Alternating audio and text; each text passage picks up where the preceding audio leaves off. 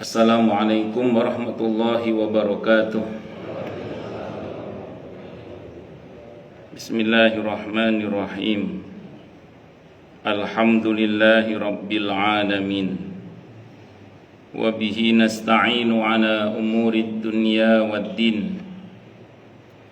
Wassalatu wassalamu ala asyrafil anbiya'i wal mursalin,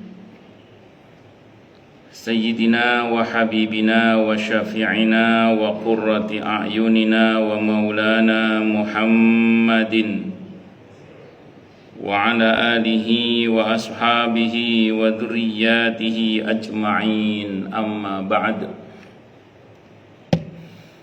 Ashhadu an la ilaha illallah wa ashhadu anna Muhammadar Rasulullah wa ufawwidu amri ilallah, innallaha basirun bil ibad. Hasbiyallahu la ilaha illa huwa alaihi tawakkaltu wa huwa rabbul arsyil azim.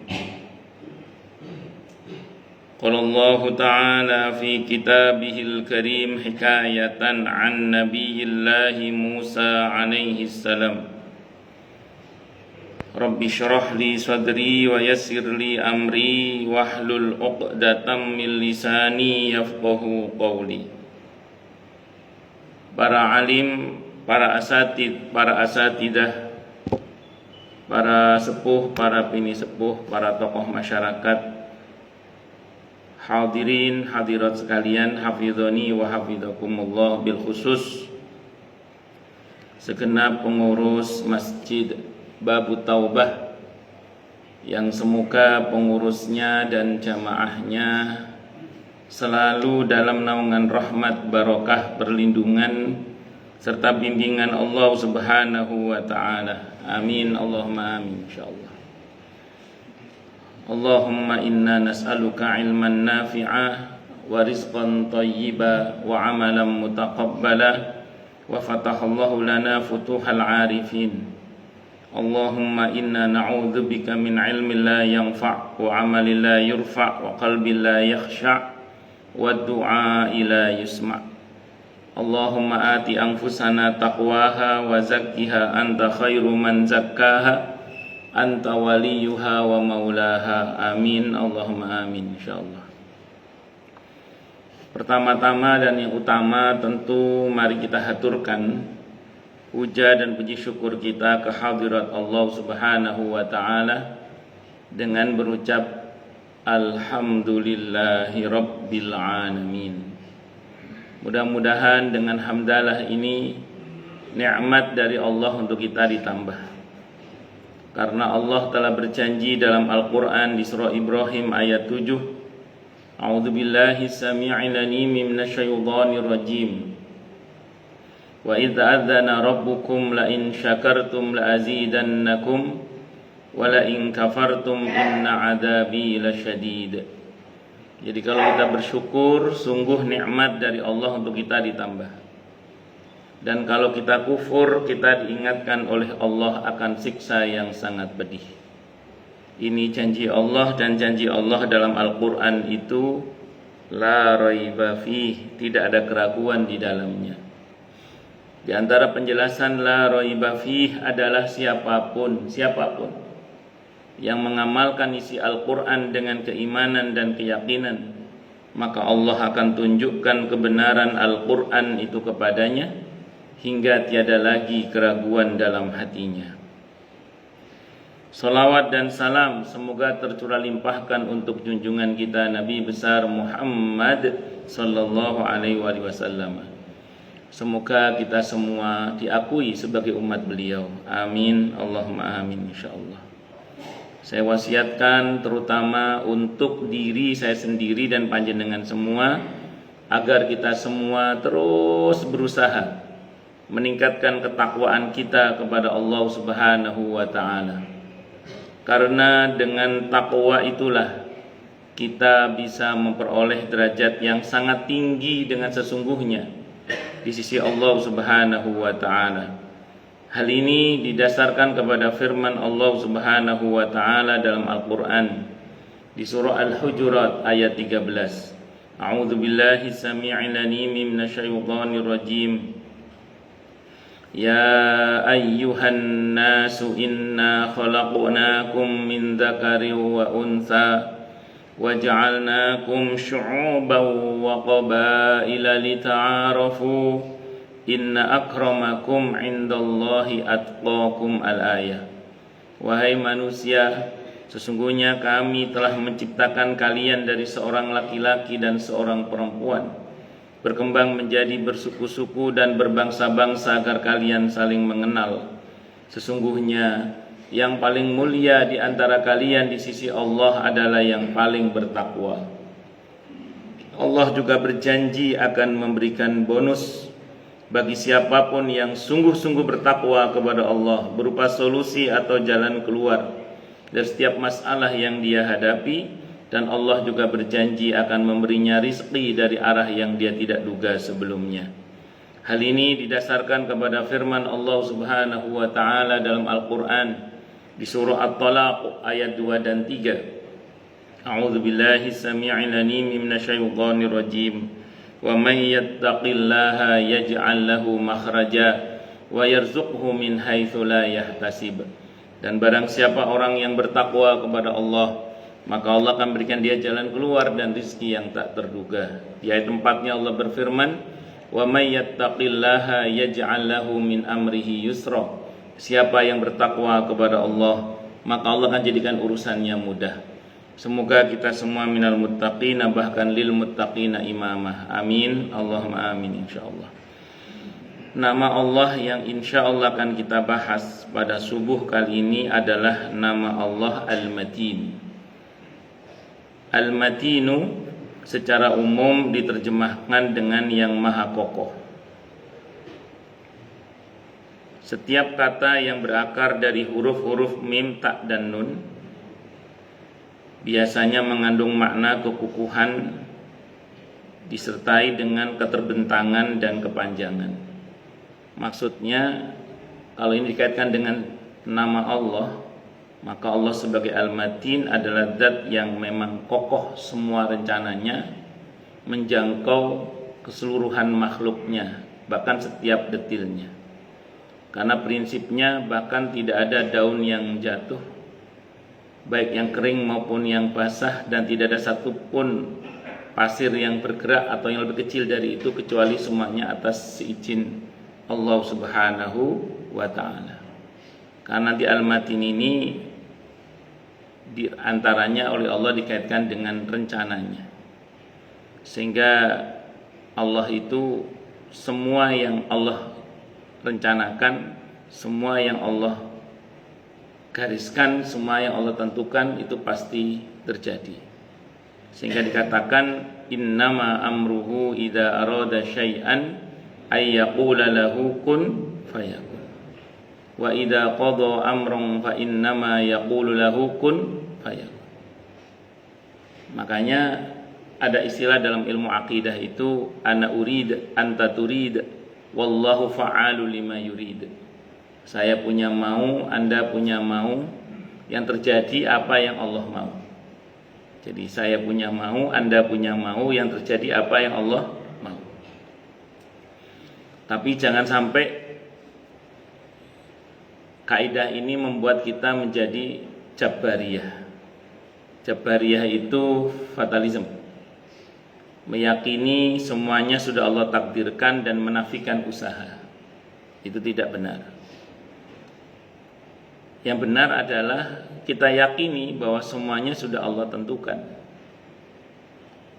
dan semua kita hakikatnya hanya menjalani takdir. Kita imani takdir itu, namun kita juga harus paham bahwa kita diperintah oleh Allah untuk berusaha. Kalau bahasa sederhananya para ulama, kita ini kalau bicara takdir itu harus selalu dari dua sisi. Sisi yang pertama dari Allahnya kepada kita, sisi kedua dari kitanya kepada Allah. Kalau dari Allahnya kepada kita secara i'tiqad, kita tenang-tenang saja, karena semuanya sudah diatur oleh Allah Subhanahu wa ta'ala. Gak usah kemerungsung, tenang-tenang saja. Karena semuanya sudah ditentukan oleh Allah Subhanahu wa ta'ala. Dan yang menentukan takdir kita adalah Allah yang maha baik, Allah yang maha kasih, Allah yang maha sayang, Allah yang maha pengampun, Allah yang maha pemaaf, Allah yang senang memaafkan, Allah yang maha segala-galanya. Makanya seseorang itu semakin yakin dengan takdir Allah, semakin tenang hidupnya. Kegalauan itu seringkali muncul karena seseorang kurang dalam mengimani takdir kepada Allah Subhanahu wa ta'ala, takdir Allah Subhanahu wa ta'ala. Jadi kegalauan itu seringkali muncul, keresahan itu seringkali muncul karena kita kadang kurang yakin dengan takdir Allah Subhanahu wa ta'ala. Semakin kita yakin bahwa semuanya sudah diatur oleh Allah Subhanahu wa ta'ala, semakin tenang hidup kita karena kita tahu semuanya sudah dalam kendali Allah Subhanahu wa ta'ala. Ma asaba min musibatin fil ardi wala fi anfusikum illa fi kitabim min qabli an nabra'aha inna dzalika 'ala Allah yasir. Al-Hadid ayat 22 itu. Surah Al-Hadid ayat 22. Jadi tidak ada hal yang terjadi pada diri kita maupun yang terjadi pada alam semesta ini atau bumi ini kecuali semuanya telah tercatat dengan baik di Lauhil Mahfuz sebelum kami Allah merealisasikannya, dan itu mudah bagi Allah. Namun yang tidak kalah pentingnya adalah kita juga harus fokus pada sisi kitanya kepada Allah. Maksudnya bagaimana? Oke, semuanya sudah Allah tentukan, semuanya sudah Allah takdirkan. Pertanyaannya, perintah Allah untuk kita terkait itu apa? Misalnya kita bicara soal rizki misalnya. Maka kita yakin bahwa rizki seorang hamba itu tidak akan habis-habis. Orang itu tidak akan mati-mati sampai jatah rizkinya betul-betul habis. Artinya setiap kita itu pasti ada rizkinya karena sudah Allah tetapkan bahwa tidak semua orang punya gaji, ya, tapi setiap orang pasti ada rizkinya, dan itu kita imani, itu kita imani, dan kita nggak usah resah soal rizki itu. Karenanya Hasan Al-Basri rahimahullah, beliau mengatakan, aku itu nggak pernah resah soal rizki karena apa yang menjadi hakku tidak akan diambil oleh orang lain. Dan apa yang menjadi pekerjaanku tidak akan dikerjakan oleh orang lain. Itu kata beliau. Kita mungkin tidak tahu di mana rizki kita, tapi rizki kita tahu alamat kita. Itu kata para ulama. Gak usah khawatir. Karena dalam riwayat yang lain katakan bahwa rizki itu seperti ajal. Kemanapun kita lari tetap terkejar. Rizki itu seperti ajal. Kemanapun kita lari tetap terkejar. Sekarang fokus kita adalah perintah Allah terkait dengan rizki itu apa? Nah, gitu. Perintah Allah terkait dengan rizki itu apa misalnya? Termasuk juga berkaitan dengan ajal. Bahwa setiap kita pasti akan sampai pada ajalnya. Itu sudah merupakan ketetapan yang Allah tetapkan untuk kita. Karena walikulli ummatin ajal. Fa idza jaa ajaluhum la yastakhiruna sa'atan wa la yastaqdimun. Dan bagi setiap umat itu ada ajalnya, dan kalau sudah jatuh tempo ajalnya itu tidak bisa dinegosiasikan untuk dimajukan ataupun dimundurkan walaupun cuman sesaat. Artinya apa ini? Artinya setiap kita pasti nanti akan mencapai ajal kita. Wis ndak iso. Karena semua kita pasti ada ajalnya, ada masanya, semua kita itu. Cuman fokus kita sekarang sebagai seorang hamba adalah perintah Allah terkait dengan kematian itu apa? Kalau bahasa Al-Qur'annya wala tamutunna illa wa antum muslimun. Sungguh jangan kamu mati kecuali dalam keadaan sebagai seorang yang pasrah, muslim, dalam keadaan yang pasrah, patuh, tunduk kepada Allah Subhanahu wa ta'ala. Maka soal rizki sudah Allah jamin, tapi keberkahannya kan tidak. Maka bagaimana kita mengupayakan rizki kita itu diberkahi oleh Allah Subhanahu wa ta'ala. Bahwa kepastian ajal itu iya, tapi perintah agar kita jangan mati kecuali sebagai seorang muslim itu merupakan hal yang harus kita upayakan. Demikian juga berkaitan dengan selamat dan tidak selamatnya seseorang, itu sudah ada ketentuannya. Cuman secara sunnatullah kan yang disuruh kita berusaha. Kalau naik motor ya pakai helm. Kalau mobil mungkin pakai sabuk pengaman misalnya. Maka disinilah ada yang disebut dengan proses sunnatullah, ada yang disebut dengan istilah proses masyiatullah. Sunnatullah itu kebiasaan Allah. Biasanya berkaitan dengan hukum kausalitas sebab akibat biasanya. Ada juga namanya proses yang mesti kita tempuh, yaitu proses masyiatullah, mengundang pertolongan Allah, kehendak Allah. Biasanya sunnatullah itu jalur bumi, kalau masyiatullah itu jalur langit biasanya. Kan Allah berfirman dalam Al-Qur'an, wa fis sama'i rizqukum wa ma tu'adun. Di langitlah rizki kalian dan apa-apa yang Allah janjikan untuk kalian. Makanya kan kalau malaikat itu akan mengeksekusi takdir, itu diantara mereka ngobrol. Di antara malaikat yang akan mengeksekusi takdirnya tersimpan di langit, di Lauhul Mahfuz. Ketika malaikat turun, malaikat eksekutornya turun untuk mengeksekusi takdir itu, di antara mereka ngobrol. Sebelum lahirnya Nabi kita Muhammad SAW, dulu jin-jin, setan dari kalangan jin itu seringkali berhasil menguping pembicaraan mereka. Makanya peramal-peramal zaman dulu itu tokcer, karena jinnya leluasa nguping bocoran takdir yang akan turun. Loh, itu Fir'aun tahu akan digulingkan, yang ngasih tahu kan dukunnya melalui mimpinya dia yang ditakwil oleh dukunnya itu. Allahu Akbar. Singkat kata, singkat cerita, itu tidak terjadi lagi ketika seiring dengan lahirnya Nabi kita Muhammad SAW, diutusnya beliau sebagai Nabi dan Rasul, dan turunnya Al-Quran. Itu di stop langit, di stop aksesnya bagi para setan bangsa jin untuk nguping takdir itu. Sehingga setiap kali mereka nguping, mereka akan dilempar dengan menggunakan syihab. Syihab itu bintang yang berapi, berekor api.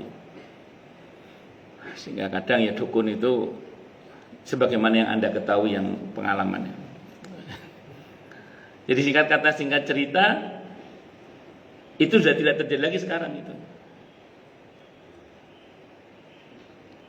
Berarti memang takdir kita tersimpan di mana? Di langit. Tepatnya di Lauhul Mahfuz itu. Untuk dieksekusi di bumi ini. Maka kalau langitnya beres, insya Allah buminya beres, insya Allah gitu. Jadi kalau langitnya beres, buminya insya Allah beres. Karena wafis sama rizqukum wa ma tu'adun. Di langitlah tersimpan rezeki kalian dan apa-apa yang Allah janjikan kepada kalian. Maka kata Imam Al-Ghazali rahimahullah, beliau mengatakan ada 4 hal yang seorang muslim itu harus menempuh itu sebagai bentuk proses yang mesti dia jalani berkaitan dengan ketetapan Allah tadi itu, sisi kitanya kepada Allah itu. Yang pertama kata beliau adalah ikhtiar. Yang pertama, ikhtiar dari kata khiyar artinya pilihan. Jadi belum usaha artinya. Dalam bahasa Arab itu ikhtiar dari kata khiyar artinya pilihan. Artinya kita mesti dalam hidup itu punya pilihan. Kalau bahasa Al-Qur'annya fa'alhamaha fujuraha wa taqwaha, qad aflaha man zakkaha wa qad khaba man dassaha. Dan kita harus menjatuhkan pilihan dalam hati kita untuk menjadi hamba Allah yang baik dan berusaha menjadi orang yang baik. Karena kata Allah qad aflaha man zakkaha wa qad khaba man dassaha. Kalau kita pilih mentazkiyah nafs kita, beruntung. Tapi kalau kita milih mengotori jiwa kita, rugi kata Allah. Qad aflaha man tazakka wa dzakara isma rabbih fasalla. Kata Allah di surah Al-Kahfi ayat 29, faman syaa'a falyu'min wa man syaa'a falyakfur. Yang mau beriman silakan beriman, yang mau kafir silakan kafir. Cuman di ayat itu Allah terangkan kalau milih kafir resikonya ya disebutkan di situ. Allahu Akbar. Makanya kita harus menjatuhkan pada pilihan bahwa saya ingin menjadi hamba Allah yang baik, hamba yang Allah ridhoi, hamba yang Allah muliakan dunia akhirat. Itu dalam hati itu sudah kita tekadkan. Dan itu terbungkus dalam bentuk yang namanya himmah, cita-cita yang kuat. Karena keinginan yang kuat untuk menjadi pribadi yang baik yang Allah ridhoi itu sudah dinilai oleh Allah pahalanya, sudah diberi oleh Allah pahalanya, walaupun mungkin belum dilaksanakan karena memang tidak semua kita selamanya hidupnya itu. Maksudnya bagaimana Ustaz? Ulama-ulama usul fikih itu membahas begini. Kita ini beramal, berbuat kebaikan berapa lama? Hanya sebatas usia kita. Kan begitu ya? Hanya sebatas usia kita. 70 tahun, 80 tahun, entah berapa tahun, pokoknya terbatas oleh usia kita. Mentok-mentok terbatas oleh usia dunia inilah. Kalau misalnya ada sedekah jariyah atau infak jariyah, itu kan mentok-mentok seusia dunia ini. Artinya berbatas. Tapi balasannya itu bisa surga selamanya, khalidina fiha. Kalau menurut teori kan gak maduk, wong kerja hanya beramal hanya hitungan waktu, kok balasannya surga selama-lamanya tanpa batas. Tapi kata para ulama itulah rahmat Allah, kata ulama usul fikih itu barokahnya niat, himmah, keinginan yang kuat tadi itu. Di mana dalam hadis sahih muttafaqun alaihi Bukhari Muslim, orang yang punya cita-cita kuat, keinginan kuat untuk berbuat satu kebaikan walaupun belum tereksekusi, belum dilaksanakan, sudah diberi pahala sekali utuh. Nah kita itu pengen jadi orang baik selamanya, pengen menjadi orang yang beriman selamanya. Walaupun kenyataannya kita hidup di dunia tidak selamanya, tapi sudah diberi pahala oleh Allah seperti berbuat baik selamanya, beriman selamanya. Karena setiap orang itu innamal a'malu binniyat wa innamal likulli imri'in ma nawa. Setiap orang itu mendapat apa yang dia niatkan. Makanya menjatuhkan pilihan untuk menjadi pribadi yang baik, pribadi yang Allah ridhoi, pribadi yang Allah sayangi, yang Allah sukai, itu patut untuk kita tanamkan dalam hati kita itu. Supaya kita masuk dalam kategori yang qad aflaha man zakkaha wa qad khaba man dassaha. Termasuk yang beruntung tadi. Qad aflaha man zakkaha itu. Allahu Akbar. Terus kemudian yang kedua sa'yun. Kita mesti berusaha. Sa'i dari kata sa'i, sa'yun itu usaha artinya. Diambil dari sa'i yang dilakukan oleh Siti Hajar alaihissalam. Karena dalam kisah Siti Hajar alaihissalam itu ada hal yang patut untuk kita jadikan sebagai uswah hasanah. Kita tahu atas perintah Allah Nabi Ibrahim diperintah untuk meletakkan istrinya Siti Hajar alaihissalam dan putranya Ismail alaihissalam di sebuah lembah yang saat itu dikenal dengan nama Bakkah. Bakkah dari kata buka artinya nangis, karena siapapun yang tinggal di situ pasti nangis. Dan itu padang berbatu. Sesuai dengan namanya, Nabi Ismail nangis, sesuai dengan namanya, nangis beliau. Siti Hajar tahu di situ nggak ada air, tahu beliau nggak ada orang, dan beliau juga tahu nggak mungkin gali sumur, itu padang berbatu. Tapi akidahnya mengatakan saya harus berusaha. Akidahnya mengatakan saya harus berusaha. Maka beliau lari ke Bukit Sofa, tengok sana, tengok sini, naik ke Bukit Marwah, tengok sana, tengok sini, mondar mandir. Janjani seru gak ono itu. Tahu udah ada air itu tahu. Tapi etikotnya mengatakan saya harus berusaha. Dalam Sahih Bukhari disebutkan, Aukamakal beliau nggak dapat air di Bukit Sofa, nggak dapat. Di Marwah juga nggak dapat. Tapi dapat juga air. Di mana? Di bekas jejakan kaki Nabi Ismail dekat Hajar Aswad itu yang digali dengan sayapnya malaikat Jibril. Yang airnya sampai sekarang bisa kita nikmati, yang dikenal dengan istilah al-ma'u zamzam, air Zamzam. Itu barokahnya usaha. Maka kita sepatutnya juga seperti itu. Karena di dalam usaha itu ada nilai ketaatan. Walaupun tidak menentukan, tapi ada nilai ketaatan di dalamnya.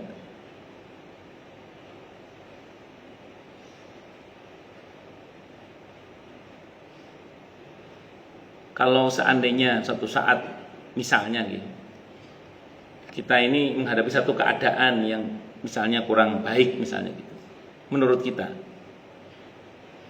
itu sikap kita. Kalau kita urutkan kira-kira gini, ya Allah, saya terima semua keputusanmu ini, hamba serahkan seluruhnya kepadamu ya Allah, karena hamba tidak mau berharap dan bergantung kecuali hanya padamu ya Allah, hasbunallah wa ni'mal wakil. Terus kemudian kita katakan, ya Allah, besok saya akan menemui si fulan, bukan karena berharap sama mereka, tapi karena mentaati perintahmu untuk berusaha. Dan saya akan datang kepada orang-orang yang menurut pemahaman hamba dia punya keahlian di situ misalnya. Jadi proses yang kita jalani itu semata-mata mentaati perintah Allah untuk berusaha. Tapi semuanya di sini kita serahkan kepada Allah. Karena penuh keyakinan kita semuanya sudah Allah tentukan. Dan itu kita terima dengan sabar dan atau dengan syukur. Ya begini-begini kadang enak ngomongnya saja. Kadang prakteknya sulit pakai dal. Kadang. Tapi itulah yang memang mesti kita jalani. Itu. Allahu Akbar. Nah, terus kemudian yang ketiga ad-du'a dengan doa. Itu yang ketiga kan. Ini mulai jalur langit ini. Ad-du'a, doa ini. Karena dikatakan dalam sebuah hadis At-Tirmidzi, Nabi bersabda, "Au kama qala yaruddul qada'a wal qadara illa ad-du'a." Tidak ada yang bisa menolak ketentuan Allah yang belum dan yang sudah terjadi kecuali doa.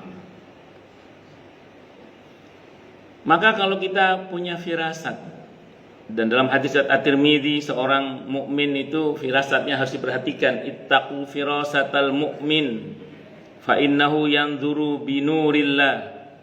Berhati-hatilah kalian dengan firasatnya seorang mukmin, karena dia menatap dengan cahaya Allah. Firasat bukan tatayur ya, firasat.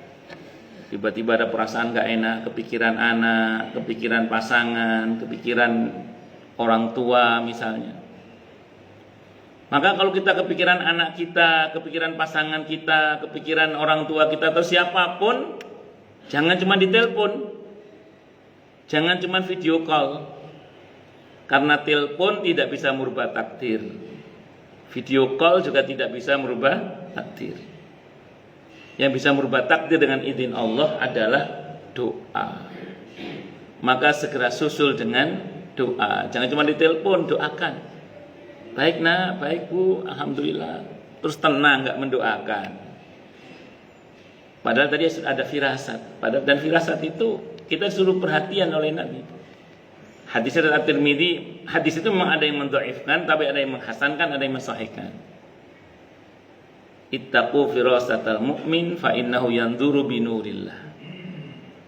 Nah, makanya saya ulang sekali lagi, susul dengan doa, karena doa itulah yang dengan izin Allah akan bisa merubah takdir. Ustaz, memang takdir itu bisa dirubah? Tidak bisa oleh kita. Jadi kita tidak bisa merubah takdir, tapi Allah kuasa. Karena yang kena aturan Lauhul Mahfuz dan tidak akan bisa keluar dari ketentuan Lauhul Mahfuz itu kita makhluk. Allah sebagai Al-Khaliq tidak kena aturan Lauhul Mahfuz. Makanya dalam Al-Quran dikatakan di surah Ar-Ra'd itu, yamhullahu ma yasha'u wa yusbit. Allah itu berkuasa menghapus apa saja yang Dia kehendaki dan menetapkannya. Allah berkuasa menghapus dan menetapkan apa saja yang Allah kehendaki. Konteks ayat itu berkaitan dengan Lauhul Mahfuz. Yamhullahu ma yasha'u wa yusbit. Allah itu berkuasa menghapus apa saja yang Allah kehendaki dan berkuasa pula menetapkannya. Karena innallaha la yughayyiru ma biqaumin hatta yughayyiru ma bi anfusihim, itu di Ar-Ra'd. Jadi Allah, sungguhnya Allah tidak merubah apa saja pada satu kaum itu hingga kaum itu berusaha untuk merubahnya. Yang merubah bukan kaum, Allah, tapi kaum harus berusaha. Makanya kita berdoa juga. Allahu Akbar. Karena tadi saya katakan la yaruddul qada'a wal qadar illa du'a. Tidak ada yang bisa menolak ketentuan Allah yang belum dan yang sudah terjadi kecuali apa tadi? Doa. Bahkan Ibnu Qayyim Al-Jauziyah rahimahullah, beliau mengatakan dalam kitab Ad-Da' wa Dawa itu, kalau kita berdoa dengan kekuatan yang penuh, maka doa itu melangit. Ketika ada takdir yang buruk, istilah takdir buruk itu menurut pemahaman kita ya. Jadi kalau nggak sesuai dengan kehendak kita, kita bilang takdir buruk. Padahal apapun yang datangnya dari Allah itu nilai dasarnya adalah baik sebenarnya. Maka ketika takdir itu turun, kata Ibnu Qayyim, dia ditolak oleh doa itu, sehingga dia tidak jadi turun. Terus kemudian kalau kekuatannya sedang bertarung itu antara takdir dengan doa itu, biasanya tetap turun takdirnya itu, tapi tidak sedahsyat kalau dia tidak berdoa. Jadi karena berdoa, turunnya tidak sedahsyat kalau dia tidak berdoa. Misalnya takdirnya ketipu 1000 gitu ya. Nah, karena sudah berdoa tetap ketipu juga itu, karena kekuatan doanya sedang. Tapi ketipunya cuma 200 gitu. Jadi enggak 1000 ketipunya. Itu misalnya. Kalau doanya lemah, karena doanya sambil ngantuk gitu, kurang muji Allah misalnya, kurang bersolawat untuk Nabi kita Muhammad SAW, kurang dikuatkan dengan sedekah misalnya. Jadi kekuatan lemah doa itu, tetap dia akan berhadapan dengan takdir yang turun tadi itu. Dan takdir tetap turun, hanya tetap saja kata Ibnu Qayyim, tidak sedahsyat kalau dia tidak berdoa. Hanya kalau harusnya ketipu 1000, ini ketipu 800, agak gede. Jadi kan ada yang selamat masih 200 gitu. Itulah yang diajarkan dalam agama kita ini, betapa sebenarnya doa itu ya sangat penting. Sehingga dikatakan ad-du'a bil qada' wal qada' bid du'a, kata para ulama. Ad-du'a bil qada', adanya doa itu kadang karena adanya takdir. Wal qada' bid du'a, dan adanya takdir itu karena adanya doa. Kalau mau kita simpelkan, kata para ulama, kalau kita ingin tahu bocoran takdir kita, kira-kira doa kita apa, gitu aja. Saya ulang, kalau kita ingin tahu bocoran takdir kita, itu kira-kira doa kita selama ini apa? Itu namanya ad-du'a bil qada', adanya doa karena adanya takdir. Jadi kalau selama ini doa kita warnanya adalah Rabbana atina fid dunya hasanah wa fil akhirati hasanah wa qina adzabannar, perihal akhirat kita sungguh-sungguh minta kepada Allah, dunia hasanah kita juga minta sungguh-sungguh kepada Allah, kira-kira ya itulah bocoran takdir kita insyaallah. Jadi kalau kita ingin tahu bocoran takdir kita, diantaranya doa kita isinya selama ini yang diwarnai dengan apa saja. Atau al-qada' bid du'a, adanya ketentuan Allah itu bisa jadi karena adanya doa yang tadinya tidak ada catatannya, Allah tetapkan catatannya sehingga menjadi ada, yang tadinya tidak ada menjadi ada. Itu yang tadi saya bilang, yamhullahu ma yasha wa yusbit, Allah berkuasa menghapus atau menetapkan. Atau innallaha la yughayyiru ma biqaumin hatta yughayyiru ma bi anfusihim. Tapi semuanya terkembali kepada Allah Subhanahu wa taala. Dan orang yang berdoa itu dalam hadis riwayat Al-Hakim, selagi dia tetap berbaik sangka kepada Allah bahwa doanya akan dikabulkan, dia akan dapat satu di antara 3 hal: dipercepat pengabulannya, atau ditunda pengabulannya, atau diselamatkan dia dari musibah setara dengan kebaikan yang dia minta. Itu seperti itu. Jadi nggak ada istilah sia-sia dalam doa itu, asal dia tetap berbaik sangka kepada Allah dan tidak buru-buru berkata, kayaknya doaku ngowos ini, kayak doaku nggak akan dikabulkan ini, jangan gitu.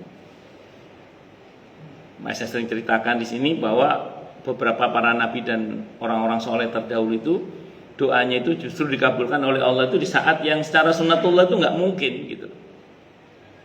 Kita tahu Nabi Zakaria alaihissalam itu minta keturunan dari istri yang sama, itu sampai istrinya menopause loh itu.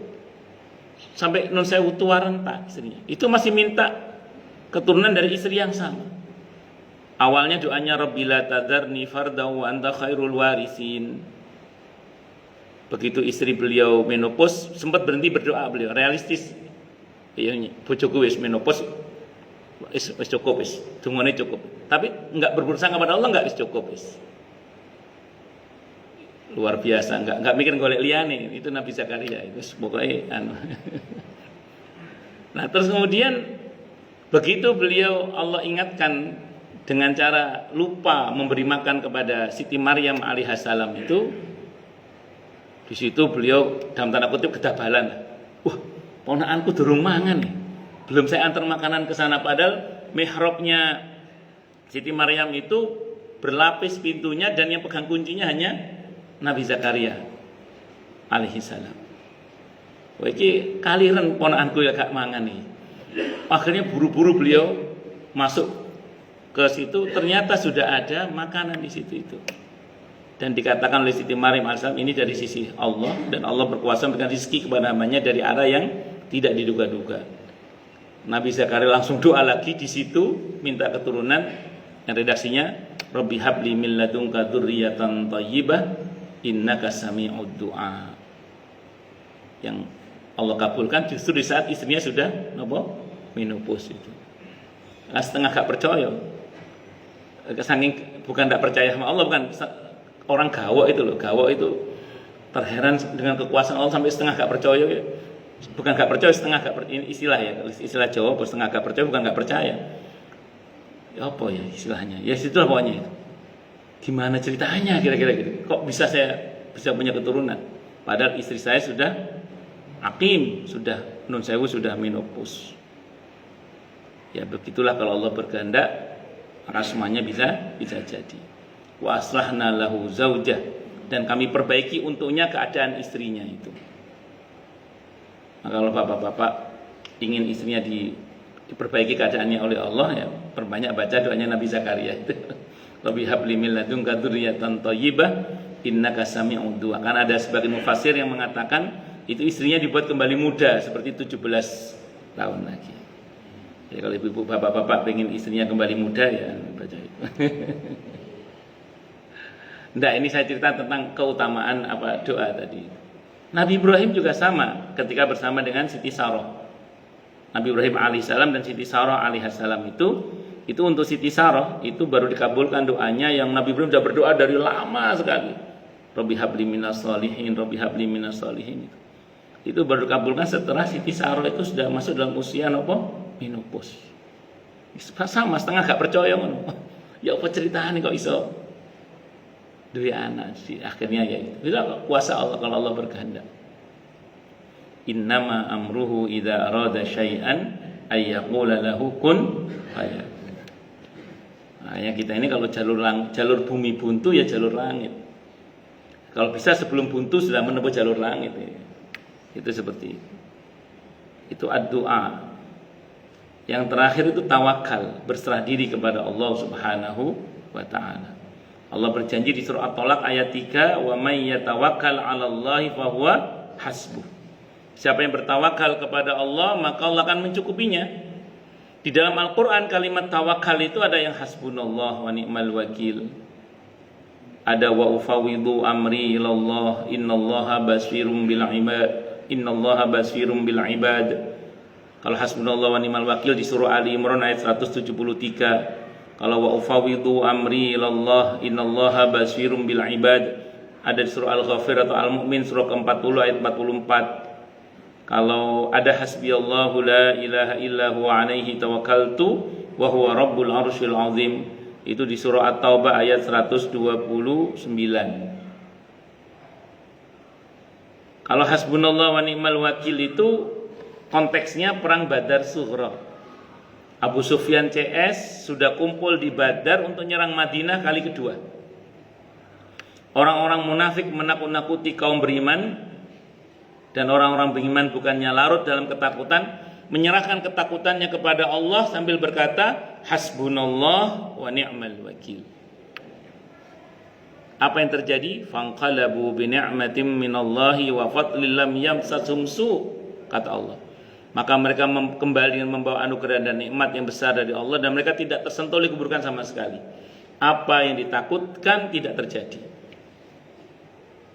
Maka fakta di lapangan, sebagian kita, bukan sebagian, setiap kita pasti punya ketakutan-ketakutan. Setiap kita. Mbuh wedi apa wis. Apa yang takut ini, takut itu, takut kesehatan, takut hari tua misalnya, takut takut masa depan anak-anak, macam-macam ketakutan. Takut kekurangan, takut ini, takut itu. Semua ketakutan itu kalau dibiarkan larut sebagai ketakutan akan menjelma menjadi suudzon, buruk sangka kepada Allah, dan itu buruk bagi kita. Maka supaya tidak menjelma menjadi keburukan, serahkan kepada Allah. Hasbunallah wa ni'mal wakil. Ada ketakutan apa? Hasbunallah wa ni'mal wakil. Dengan penuh kepasrahan kepada Allah. Hasbunallah wa ni'mal wakil. Ada ketakutan apa? Hasbunallah wa ni'mal wakil. Ada keresahan apa? Hasbunallah wa ni'mal wakil. Ketakutan apa saja? Hasbunallah wa ni'mal wakil. Kita serahkan pada Allah dengan penuh kesungguhan. Maka janji Allah dalam ayat itu, di ayat 174 di surah Al-Imran itu, yang mereka tidak tersentuh oleh keburukan sama sekali. Yang ditakutkan itu loh nggak terjadi.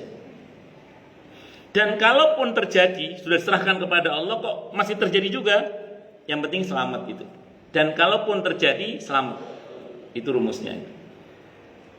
Insya Allah yang ditakutkan tidak akan terjadi, dan kalaupun terjadi, selamat.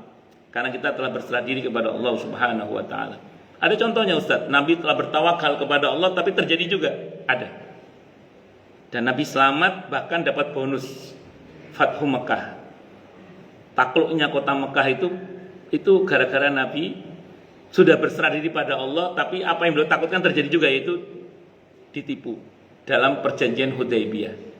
Yang Allah abadikan kisahnya antara lain di surah Al-Anfal ayat 61 itu. Saat itu ketika pihak kafir Quraisy menawarkan poin-poin perjanjian damai yang kasat matanya tampak merugikan kaum muslimin, dan ada indikasi Nabi akan ditipu, beberapa sahabat mengatakan, kita perang saja ya Rasulullah, gak umum ini perjanjiannya merugikan kaum muslimin ini, kita akan ditipu ya Rasulullah, kita perang saja. Tiba-tiba turun firman Allah di Al-Anfal ayat 61 itu. Apa kata Allah? Wa in janahu lisalmi fajnah laha wa tawakkal 'ala Allah. Kalau mereka ngajak kamu damai wahai Nabi, turuti saja kata Allah. Tapi satu syaratnya, kamu mesti bertawakal hanya kepada Allah. Maka Nabi tanda tangan. Nabi tanda tangan. Itu tahun ke-6 Hijrah. Tahun ke-7 Hijrah perjanjian dilanggar. Nabi ditipu. Ada kabilah sekutu Madinah diserang oleh orang Mekah, sekutunya Mekah. Perjanjian dilanggar, Nabi ditipu berarti kan. Alhamdulillahnya, Masya Allah, Nabi selamat. Yang terjadi setelah itu, sekutu Madinah ditambah beberapa sekutu yang lain itu bergerak bersama-sama menuju ke Mekah. Tahun ke-8 Hijrah terjadi Fathu Mekah itu, tanpa ada pertumpahan darah. Yang ditakutkan tetap terjadi, tapi makar mereka mengenai mereka sendiri. Nabi selamat, makar mereka kena ke mereka sendiri. Itu barokahnya tawakal. Hasbunallah wa ni'mal wakil. Kalau yang wa ufawwidu amri ilallah innallaha basirum bil ibad, itu Nabi Musa ada dalam kondisi yang sulit bersama Bani Israel saat itu. Nyebrang lautan gak punya bahtera, mundur ke belakang ada Fir'aun dan pasukannya yang besar. Risikonya dua-duanya mati itu. Nyebrang lautan risikonya mati secara sunatullah ya. Mundur ke belakang risikonya apa? Mati. Sepiye iki. Di tengah-tengah panik itu ada seorang soleh yang mengatakan, ada yang mengatakan, itu Nabi Musa yang mengatakan, wa ufawwidu amri ilallah innallaha basirun bil ibad. Aku serahkan urusanku kepada Allah, sungguhnya Allah Maha melihat hamba-hambanya. Kalau yang jelas-jelas perkataan Nabi Musa adalah inna ma'iya rabbi sayahdin, sungguhnya bersamaku Allah, dan Allah Tuhanku Allah pasti akan menunjuki aku. Kata para ulama apa? Di antara hal yang bisa kita lakukan untuk mendatangkan solusi dari Allah adalah membicarakan kekuasaan Allah. Jadi kalau kita ada masalah di tengah-tengah keluarga, keyakinan kita kepada Allah, keyakinan kita akan maha kuasanya Allah, jangan diyakini sendiri. Omongkan ke istri, omongkan ke anak. Sebagaimana Nabi kita Muhammad SAW ketika di Gua Sur, dalam keadaan yang sangat menegangkan, di mana kaki-kaki kuda orang kafir Quraisy itu nengok ke bawah saja udah kelihatan tuh ada Nabi dan Abu Bakar As-Siddiq radhiyallahu. Abu Bakar tuh panik. Nabi tahu tentang bahwa Allah pasti melindungi, tapi tidak disimpan sendiri, dibicarakan ke Abu Bakar. La takhaf, innallaha ma'ana. Jangan takut, Allah bersama dengan kita.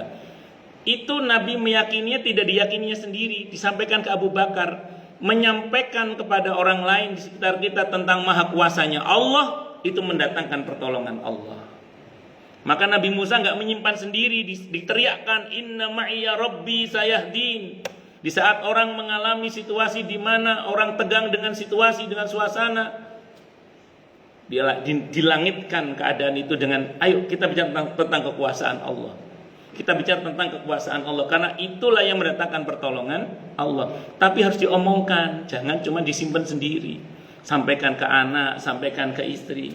Sudah nak ya, kita ada Allah. Tidak mungkin bagi Allah. Ayo kita berbaik sangka, ayo kita sedekah, ayo kita gitu.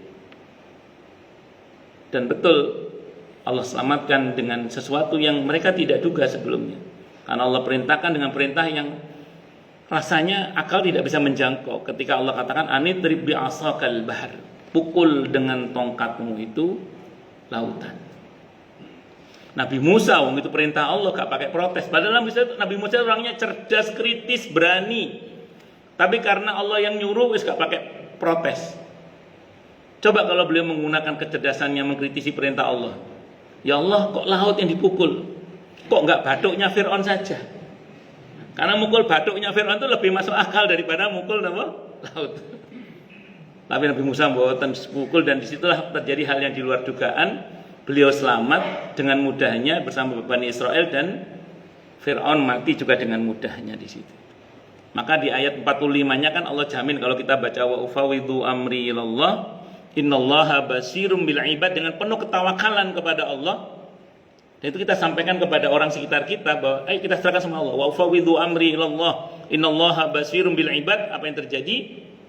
Tidak hanya Nabi Musa dan Bani Israil selamat, bahkan semua rencana jahatnya Fir'aun Allah batalkan dan menghantam dirinya sendiri.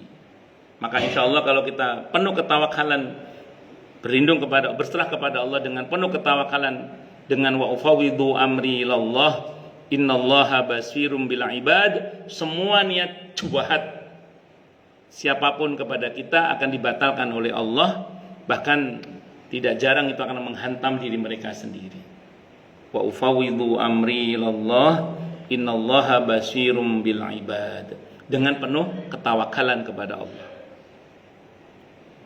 Termasuk hasbiyallahu la ilaha illa huwa alaihi tawakkaltu wa huwa rabbul arsyil azim. Kalau ini berkaitan dengan dakwah Nabi yang ditolak.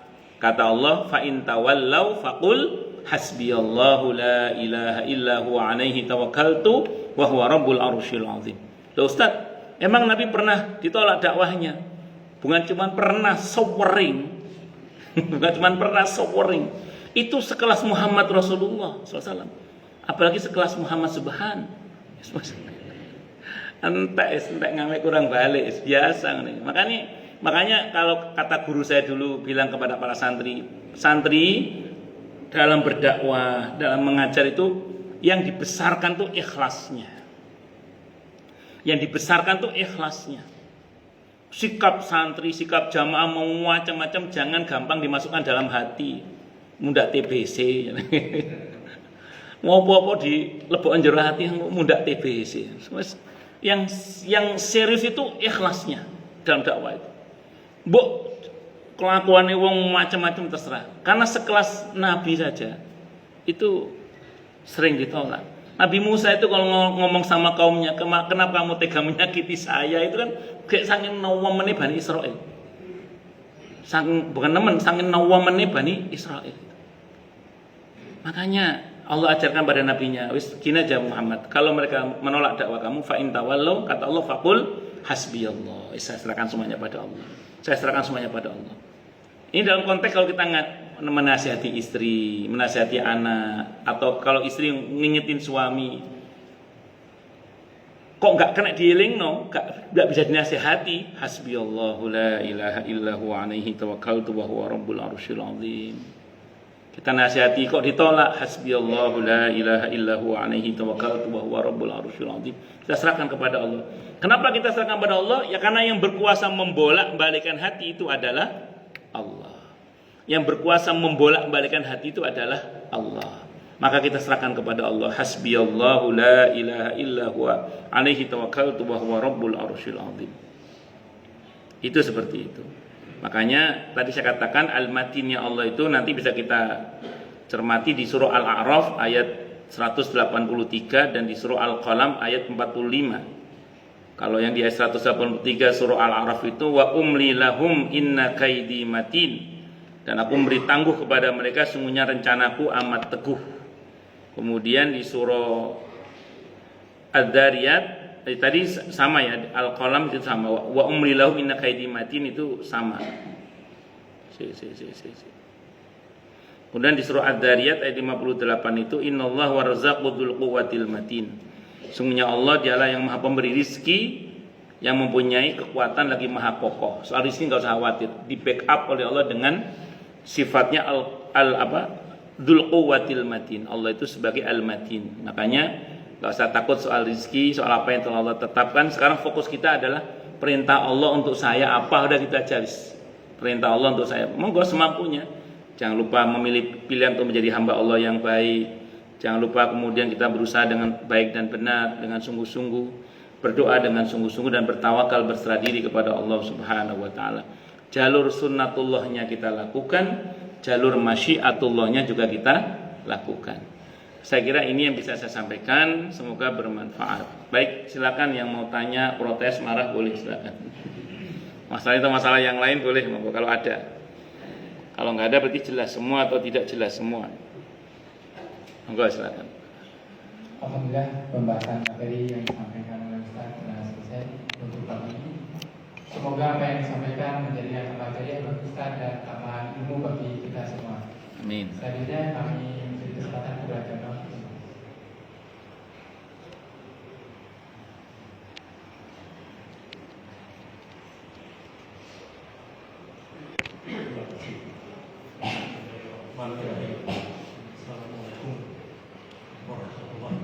Waalaikumsalam warahmatullahi wabarakatuh. Dari paparan Ustaz mereka, saya mencoba merefleksikan terhadap keyakinan saya. Tadi takdir karena adanya Tuhan. Kemudian saya berkeyakinan semua kejadian tadi sudah dipakai ayat Al-Hadid 22 dan juga surah At-Takabur ayat 11 dan berapa itu sama, bahwa kejadian itu Allah subhanahu wa ta'ala Allah.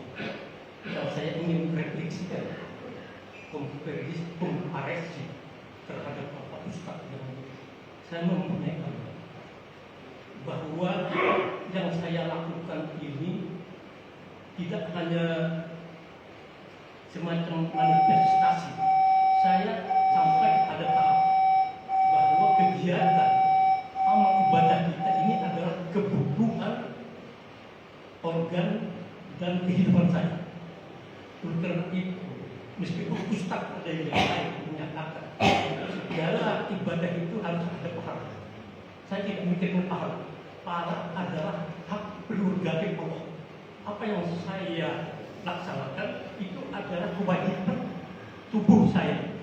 Contohnya, saya kalau tidak digerakkan lutut ini setiap hari itu agak susah. Tapi setelah salat tahajud itu saya bisa beraktivitas dengan leluasa dan bahkan minimal kali seminggu main pingpong. Itu refleksi Masya Allah. saya. Sekian dari terima kasih. Oke. Wassalamualaikum warahmatullahi wabarakatuh. Assalamualaikum warahmatullahi wabarakatuh. Saya ingin koreksi sedikit tentang hak prerogatif Allah. Kalau Allah itu nggak punya hak prerogatif. Allah itu punya hak mutlak. Kalau hak prerogatif nanti bisa dibatalkan oleh DPR, bisa dibatalkan oleh ketua partai itu. Jadi Allah itu punya hak mutlak, ya, punya hak mutlak untuk menetapkan pahala dan dosa bagi hamba-hambanya. Sebenarnya yang Bapak lakukan itu benar secara hikmatut tasyri'. Jadi gini, jadi kalau kita belajar usul fikih itu ada namanya illatut tasyri', ada hikmatut tasyri'. Kalau illatut tasyri' itu ya ini babnya kepatuhan kepada Allah.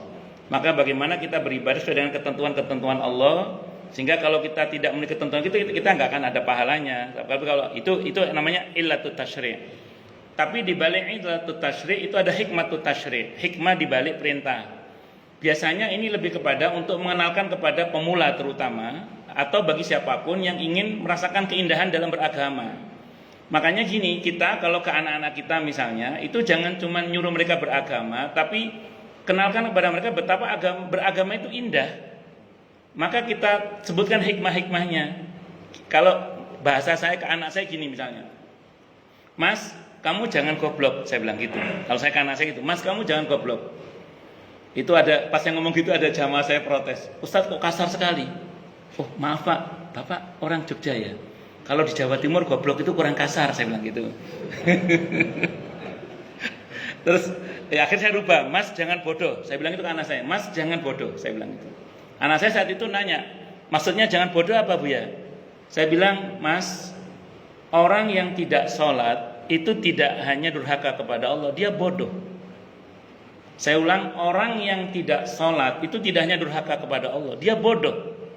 Karena ada banyak manfaat sholat, tidak hanya untuk akhirat kita, bahkan untuk dunia kita. Tidak hanya untuk ruhani kita, bahkan jasmani kita. Itu manfaatnya luar biasa, tapi dia tidak ambil. Apa namanya kalau bukan bodoh? Ada banyak manfaat di dalam sholat, tidak dia ambil. Apa namanya kalau bukan bodoh? Saya bilang gitu. Maka orang yang tidak sholat itu tidak hanya durhaka kepada Allah, dia bodoh dia. Mas, saya bilang sama anak saya itu, orang kalau durhaka kepada Allah, itu orang kalau melanggar perintah Allah, itu tidak hanya durhaka, dosa, dia bodoh dia. Saya contohkan misalnya penyalahgunaan narkoba, saya bilang. Orang menyalahgunakan narkoba itu juga bukan cuma dosa, bukan cuma durhaka kepada Allah, bodoh dia itu. Kenapa bodoh? Karena di dalamnya ada banyak bahaya yang menganga tapi dia terjam.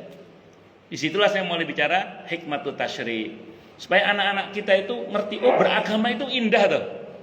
Beragama itu indah ternyata. Tidak hanya sekedar dogma perintah ini wajib, haram, sunnah, makruh. Walaupun itu tetap harus kita sampaikan. Asas itu tetap kita sampaikan. Tapi ini loh Mas, orang kalau baca Al-Quran ada risetnya begini-begini. Ternyata dia tidak hanya ruhani dampaknya, tapi ke jasmani juga. Tidak hanya ukhrawi, duniawi pun kita dapat. Maka yang Bapak lakukan tadi itu namanya membahas tentang hikmatut tasyri', boleh banget, tidak ada masalah. Walaupun mungkin, saya ulang, yang patut kita tidak boleh lepas adalah illatut tasyri' tadi itu. Ya, kalau istilahnya bagaimana, jangan sampai kita beribadah tapi sia-sia dan seterusnya itu. Matan nggih? Allah alam bisawab. Oh nggih, monggo. Waalaikumsalam warahmatullahi wabarakatuh. Nggih. Nggih. Saya suka meneliti, maka melihat beberapa kasus. Ada dua. Satu, pada saat doa yang terkabulkan tidak ada kata hamdalah. Terus. Terus yang kedua, doa yang bertahun-tahun dilakukan pada saat dikabulkan kok menjadikan nanti merasa heran, tidak percaya. Kok dikabulkan pada saat kondisinya tidak memungkinkan. Nah, ini saya lihat ada dua hal itu. Terus yang ketiga, apakah kita kalau ada doa yang terkabulkan yang sudah tidak mungkin ya, mungkin kita tidak mungkin, tapi kita tetap terkabulkan, mengambil sikap seperti Nabi Zakaria atau Nabi Ibrahim. Apakah kita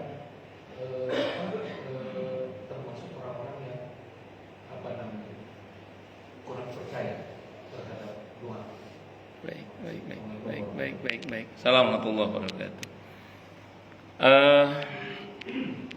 Ada Pak, syukurnya ada. Di surah Ibrahim ayat 39. Nabi Ibrahim itu begitu Allah kabulkan doanya dengan kelahiran Nabi Ismail alaihissalam, Nabi Ishak alaihissalam, Nabi Ibrahim mengucap alhamdulillah Pak.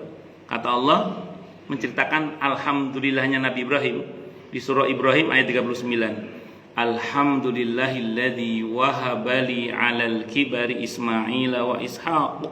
Inna rabbi lasami'ud du'a. Jadi ada Pak alhamdulillahnya. Ada. Jadi beliau bersyukur pada Allah.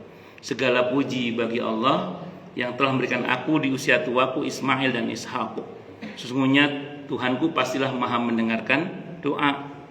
Makanya beliau begitu bersyukur, Allah tambah Pak nikmatnya. Beliau kalau nggak salah putranya total 12 kalau nggak salah itu. Dan semuanya laki-laki itu. Sesuai dengan surah Ibrahim ayat 7, kalau bersyukur pasti ditambah nikmat kan? Wa ita'adzana rabbukum la in syakartum la azidannakum wa la in kafartum inna adzabi lasyadid. Dan setelah Nabi Ibrahim tidak ada lagi Nabi dan Rasul kecuali dari keturunan Nabi Ibrahim alaihissalam. Jadi ada syukurnya Pak. Ada di surah Ibrahim ayat 39. Ngoten nggih. Kemudian yang kedua mengenai itu lebih tepatnya bukan tidak percaya Pak. Ketenggengan bahasa Jawanya itu. Ketenggengan gawok apa ya? Mengungkapkannya itu gimana ya? Kita bayangkan ada sesuatu yang nggak kebayang, tahu-tahu terjadi gitu loh. Itu ketenggengan Pak. Jadi bukan tidak percaya, ketenggengan itu iya. Kalau orang Jawa Timur mbohok gitu luar biasa gitu. Jadi ketenggengan. Kayak Nabi Ibrahim, mungkin ini untuk perbandingan ya. Di Al-Qur'an itu ada ketika Nabi Ibrahim ingin melihat bagaimana cara Allah menghidupkan yang sudah mati itu. Apa kata Allah? Afalam tu'min? Apa kamu enggak percaya? Oh, saya percaya. Bala. Walaki lihat ma'inahu. Saya percaya ya Allah. Bala, saya percaya ya Allah. Cuman saya ingin supaya hati saya itu lega gitu loh. Biar hati saya itu lega, saya ingin tahu gitu. Itu Nabi Ibrahim. Nah, jadi bukan para nabi itu tidak percaya pada keajaiban-keajaiban yang Allah bisa buat, akan tetapi kejadian yang sangat memukau hati itu membuat sekelas nabi pun terpukau. Ya biar sisi kemanusiaannya terlihat juga lah Pak gitu. Ya, dan supaya para nabi tidak dimanusiakan, tidak dituhankan. Makanya terus sisi kemanusiaan mesti ada lah. Jadi nabi gawa ya ono. Ning orang gumunan ngoten mawon. Kan nabi itu ada gumunnya ning orang gumunan ngoten. Ngoten nggih Pak nggih. Wallahu a'lam bishawab. Jadi bukan tidak percaya banget. Tapi ya tadi apa excited atau apa istilahnya itu ya. Ketenggengan itu bahasa Jawanya ketenggengan itu. Ketenggengan itu apa? Ya, ya ketenggengan nanti Bapak tanya sama Google atau AI itu what is the meaning of ketenggengan itu. Ngoten nggih? Ngoten Pak nggih? Nggih ngoten. Baik. Kita tutup dengan hamdalah. Alhamdulillahirabbil alamin. Semoga kajian kita bisa bermanfaat, mubarakah fi dini wa dunya wal akhirah untuk kita, keluarga kita dan seluruh umat Islam semuanya. Dan mudah-mudahan kita semua dijadikan oleh Allah sebagai orang-orang yang sukses dunia akhirat, selamat dunia akhirat, bahagia dunia akhirat, dan dipermudah setiap urusan kita oleh Allah fi dini wa dunya wal akhirah. Semoga Allah limpahkan hidayah selalu untuk kita, semoga Allah tingkatkan selalu hidayah untuk kita, dan semoga Allah berikan hidayah untuk siapapun yang melihat kita. Subhanakallahumma bihamdika asyhadu an la ilaha illa anta astaghfiruka wa atubu ilaik. Sallallahu alaihi Muhammad wa ala alihi wasallam. Saya mohon maaf. Assalamualaikum warahmatullahi wabarakatuh. Waalaikumsalam warahmatullahi wabarakatuh. Alhamdulillah untuk acara kajian hari ini telah selesai.